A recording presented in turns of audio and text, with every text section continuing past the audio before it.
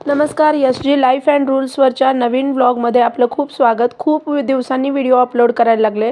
तसंच रिझन पण होतं की इन्स्पिरेशन ऑफ सपनावर जे लोक माझा व्हिडिओ बघतात त्यांना वाटते की मी कोणीतरी खूप म्हणजे ज्ञानी आहे, खूप काहीतरी माझ्याकडं वेगळं आहे, काहीतरी टॅलेंट वेगळं आहे. असं काही नाही आहे, मी तुमच्यासारखीच सामान्य आहे. पण काही काही जणांना वाटतं की हिच्याकडं काहीतरी वेगळं, काही वेगळं वगैरे नाही आहे. तर बरेच जण मला काही काही प्रश्न विचारतात. तसाच एक प्रश्न आलेला होता माझ्याकडं की जो मी त्या चॅनलवरती त्याचं उत्तर नाही देऊ शकत होते. तर म्हणून मी ह्या चॅनलवर हा व्हिडिओ पोस्ट केला.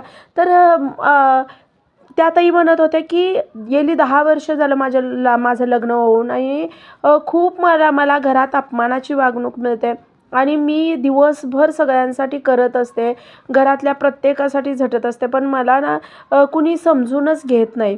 तर तुम्हाला सांगू, हे तुमच्यासोबतच घडतं आहे असं नाही. 85-90% बायका हेच गोष्ट बोलत असतात की अरे मला कुणी समजून घेत नाही. प्रत्येकाला असं वाटतंय तुम्ही असं तुम्ही ताई बोलत होत्या, प्रत्येक सारखं असं बोलत होते की माझ्यासोबतच असं का, माझ्यासोबतच असं का. तर असं काही नाही आहे की माझ्यासोबतच, सगळ्यांसोबत हेच होतं की आपण आपल्या घरासाठी प्रत्येक गृहिणी प्रत्येक वेळेला आपल्या घरासाठी करत असते. पण प्रत्येक वेळेला कुठंतरी तिला असं वाटतं की अरे आपल्याला कुठंतरी इग्नोर केलं जातं आहे आणि सारखं माझा अपमान केला जातो आहे. मग ते कसं असतंय, प्रत्येक घरात हेच चालू असतंय की घर की मुर्गी दाल बराबर, अशा गोष्टी असतात की आपल्या घरातल्या व्यक्तींना जोपर्यंत आपण आहे सोबत तोपर्यंत आणि ते आपण कायम सोबत असतो, त्यामुळे त्यांना त्या गोष्टीची किंमत वाटत नसते. तर आपण नाही बदलू शकत. आता घरात एवढी व्यक्ती आहेत, त्या बोलत होत्या 6-7 व्यक्ती आहेत. तर त्या सगळ्यांना आता बदलणं शक्य आहे का? ते सगळेच जर विरोधात असतील तर त्यांना बदलणं शक्य आहे का? तर नाही. मग आपण स्वतःलाच बदलायचं.